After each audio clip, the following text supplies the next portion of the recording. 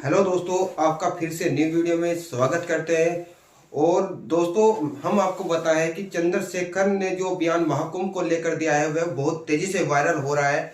आओ दोस्तों, पहले तो हम चंद्रशेखर की ये वीडियो देखते हैं कि चंद्रशेखर जी ने ऐसा महाकुंभ के लिए क्या बोला जो कि बहुत ही तेजी से वायरल हो रहा और पूरे देश में हड़कंप मचा है।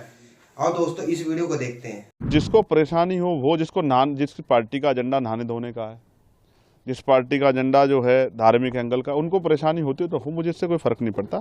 जब ये अपने धार्मिक एजेंडे को स्थापित करने के लिए हमारे लोगों को गुमराह करने का काम करें, मैं अपने लोगों को जागरूक करने का काम करूँ। मैं किसी को रोक थोड़ा ही रहा हूँ। जिसको निमंत्रण मिला वो भी और जिसको नहीं मिला वो भी जाए। मैं सबकी आस्थाओं का सम्मान करता हूँ। मैं तो संविधानवादी व्यक्ति हूँ। मैं अपने गुरुओं संतों की बात पर खड़ा हूँ। मन चंगा तो कटौती में गंगा। आपका एक बयान बहुत वायरल हो रहा है जिसको लेकर घमासान मचा हुआ है कि आप कह रहे हैं कि महाकुंभ के अंदर जाने वाले लोग पाप करने वाले होते हैं। क्या कहें? नहीं, मैंने कहा कि जिन्होंने पाप किए हैं, मैं यहाँ जहाँ रहता हूँ उससे 50-60 किलोमीटर पर हरिद्वार है, और हम बचपन से ये सुनते आए हैं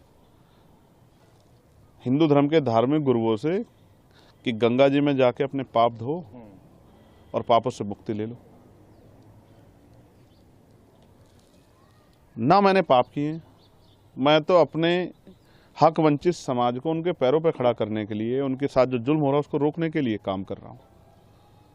तो मुझे पाप धोने की जरूरत नहीं है। और रही बात, हमारी पार्टी का स्टैंड स्पष्ट है। जिन संतों गुरुओं महान पुरुषों के रास्ते पे, विचारधारा पे हम लोग चलते हैं। हम पाप और पुण्य में बहुत भरोसा भी नहीं करते, हम तो कर्म में भरोसा करते हैं। तो जिसको परेशानी हो वो जिसकी पार्टी का एजेंडा नहाने धोने का है, जिस पार्टी का एजेंडा जो है धार्मिक एंगल का, उनको परेशानी होती है तो मुझे इससे कोई फर्क नहीं पड़ता। मैं तो सतगुरु रविदास जी महाराज को मानने वाला व्यक्ति हूँ। मन चंगा तो कटौती में गंगा। मैं क्यों जाऊँ मथुरा काशी, मैं बेगमपुरा का वासी। मेरा मन साफ सुथरा है तो मुझे कहीं जाने की जरूरत नहीं है। मेरा मन इस देश के प्रति, इस देश के लोगों के प्रति, गरीबों के प्रति, किसानों के, कमजोरों के, हर व्यक्ति के सम्मान के लिए और उनकी परेशानियों को हल करने के लिए। बाकी जिसको जो सोचना है, कहना है, वो कहता रहे, मुझे इससे कोई फर्क नहीं पड़ता। मैं अपनी बात पर तटस्थ हूँ। वहाँ इतने मंत्री, साधु संत और मुख्यमंत्री, खुद प्रधानमंत्री को न्योता मिल गया, तो वो सब जा रहे हैं, तो क्या वो सब पापी हैं? देखिए, मेरी बात सुनिए। जब वो वहाँ जा रहे हैं और आपने याद दिला दिया, तो मैं मुख्यमंत्री जी से कहूँगा, प्रधानमंत्री जी से, जब वो जाएं तो इलाहाबाद में जो लाशें कोरोना काल में हमने देखी थी, उन लोगों के लिए भी जिनका अंतिम संस्कार भी नहीं करा, उनके लिए भी प्रार्थना कराएं। क्योंकि वो आपकी सरकार की निकम्मेपन की वजह से हुआ था। आप मेडिकल फैसिलिटी नहीं दे पाए थे। जिन लोगों को चिता नसीब नहीं हुई, क्योंकि हिंदू धर्म में तो कहा जाता है कि उनको अग्नि जो है उनके पार्थिव शरीर को मिल, जिनको नहीं मिल पाई उनके लिए भी प्रार्थना कर लेना, अगर आपकी आंखें खुल जाएं। तो मैं तो स्पष्ट तौर पर कहना चाहता हूं सरकार को और मुख्यमंत्री जी को कि जितना पैसा उन्होंने इस कुंभ में लगाया, अगर उतना पैसा वो इस प्रदेश की चिकित्सा, शिक्षा और रोजगार देने में नौजवानों को लगाते तो बहुत सारे लोगों के परिवारों के आंसू सूख जाते, बहुत सारे लोगों को न्याय मिल जाता, बहुत सारे लोगों को आगे बढ़ने का अवसर मिल जाता। उसमें तो सरकार फेल दिख रही है। नहीं तो सीधा सीधा मंत्री, कई सारे लोग कह रहे हैं कि महाकुंभ पर जो इस तरह की बात कर रहे हैं चंद्रशेखर, वो कौवा है, बाग में बैठे हुए कौवा है, जबकि सब लोग कोयल की भाषा बोल रहे हैं।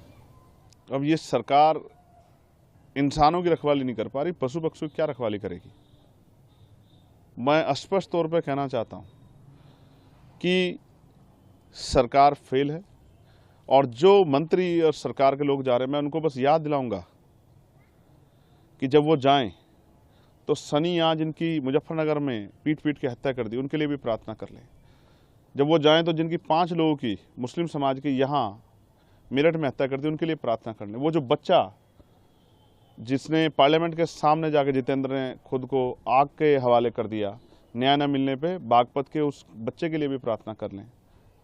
जब वो जाएं, अमन जिसकी पुलिस ने पीट पीट के हत्या कर दी लखनऊ में, उसके लिए भी प्रार्थना कर लें। रामचंद्र मौर्य जिसकी पीट पीट के अभी लखीमपुर खीरी में हत्या कर दी है, उसके लिए भी प्रार्थना कर लें। 69,000 शिक्षक भर्ती के बच्चों को उनका हक मिल जाए, उनकी फाइल खुल जाए, उसके लिए भी एक बार वो सोच लें। जो महिलाओं पर अन्याय अत्याचार हो रहा है उसके बारे में भी सोच लें। किसानों के जो बुरे हाल है, किसान, हमारे नेता दल्लेवाल जी बैठे हैं जीवन मरण के बीच में अपनी समस्याओं को लेकर किसानों, उनके लिए भी सोच लें। इस पे तो ये निकम्मी सरकार कुछ सोच नहीं रही है। तो तो इनका एजेंडा जो है नहाने धोने का और धार्मिक एजेंडा, इन पे मैं कुछ कहना नहीं चाहता। इनको जो कहना है कहें, लेकिन जनता इनको आने वाले समय में सबक सिखाएगी। तो अगर चंद्रशेखर को निमंत्रण मिलेगा तो क्या आप महाकुंभ में जाएंगे? देखिए, आपने सवाल के बीच में ये भी कहा कि कई धार्मिक गुरुओं ने भी इस पर टिप्पणी की है, और मैं विज्ञानवादी व्यक्ति हूँ, मुझे हंसी आती है। मैंने देखा कि जब हम वर्ल्ड कप खेल रहे थे क्रिकेट का, तो यहाँ बहुत सारे हवन यज्ञ हुए और फिर भी हार के आए। मैंने ये देखा कि एक संत ने कहा कि हम ऐसा हवन यज्ञ करेंगे इस बार कि पाकिस्तान नक्शे से बाहर हो जाएगा। तो उनसे कहूँगा कि चाइना के लिए भी कर लेना। और अगर इस तरह से, पाकिस्तान में तो हिंदू भी रहते हैं जिनके लिए आप रोज चिंता करते हो, तो उनको भी, उनके जीवन को भी समाप्त करना चाहते हो नक्शे से हटा के।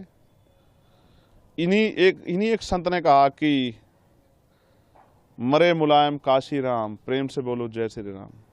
आप ऐसे लोगों को मैं ना संत मानता, ना उनकी भाषा को संत वाली भाषा मानता। संत का मतलब होता है जो मानवता के लिए जिए, जो सुख सुविधा को छोड़ के जनता को किस तरह से उनके जीवन में समस्याएं खत्म उसके लिए जिए। यहाँ तो सुख सुविधाएं लोग ले रहे हैं और अपने आप को बहुत बड़ी बड़ी बातें करते हैं, लेकिन सच तो कुछ और है।